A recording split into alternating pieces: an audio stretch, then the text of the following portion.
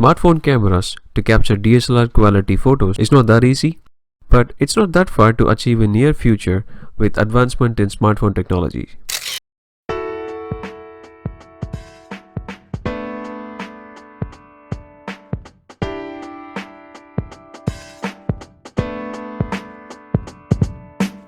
Shutter is a component within a camera's body that allows light to go in for a certain time, and if you know how to adjust the speed of a shutter, you can unwrap some photography skills from within you. Adjusting the shutter speed is nothing but controlling how fast the shutter should open and close. Just imagine a curtain was open and closed in a dark room to allow sunlight. Most often, shutter speeds are adjusted to capture an action that took place in just less than a second, like an athlete crossing the finish line. Of late, these tricks are even used in wedding ceremonies and other parties to capture people's priceless reaction. Adjusting the speed to less than a second, like 1/n second, makes the shutter to quickly open and close and capture whatever happened within that time frame. Not just that, even lowering the speed, meaning having the shutter open for more than a second, also results in an unbelievable effect, and that's called long exposure. Light trail following a car's backlight is a result of this long exposure. This was a nightmare in phone cameras before years, but now lots of third-party mobile app developers are pushing the boundaries and helping the stock camera to be a bit professional. And here are the top 3 apps with the above mentioned capabilities. Long Expo. This free version iOS app is the best way to start off with adjusting shutter speed on your iPhone. Surprisingly, this free app has almost everything the other paid apps have, even without any watermark. But you have few limitations when it comes to shutter speed, that the least you can bring down the shutter speed is to 1/4, that is 0.25 seconds, which definitely won't help to capture sporting actions.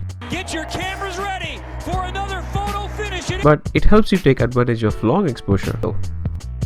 Slow shutter. This iOS only app costs the price of a small coffee. It's not that bad spending money on it if you want a little extra than a free version, as it can capture as slow as 1/120th of a second. And I let you do the math. Also, it comes with an Apple Watch app just to take photos and not for adjusting any settings. Its clean UI helps you take advantage of its 3 unique features like motion blur. This looks really cool when you have the phone on a tripod or at least steady surface. Light trail lets you do your light painting, which is of course digital, so you get to paint as many times as you want. And low light feature, for which I'm not a great fan of, but you can give it a try and let me know how it works for you.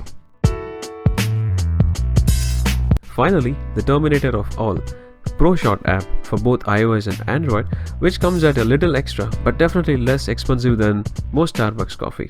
This app is definitely not only for photography, rather it has a big bag of features to shoot videos at different frame rate, resolution up to 4K, and shutter speed as low as 1/8000 seconds. So you have now got a chance to test your sports photography with your smartphone. That's pretty solid feature to call it Dominator.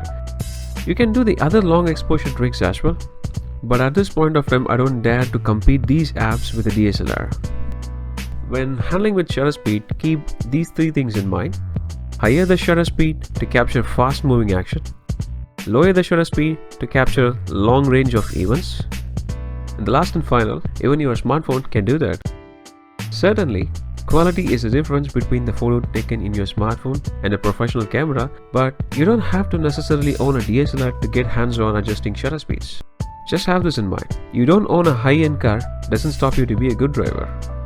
And if you're still looking to improve the quality of your photo by adding some filters, check out my other video about Snapseed app.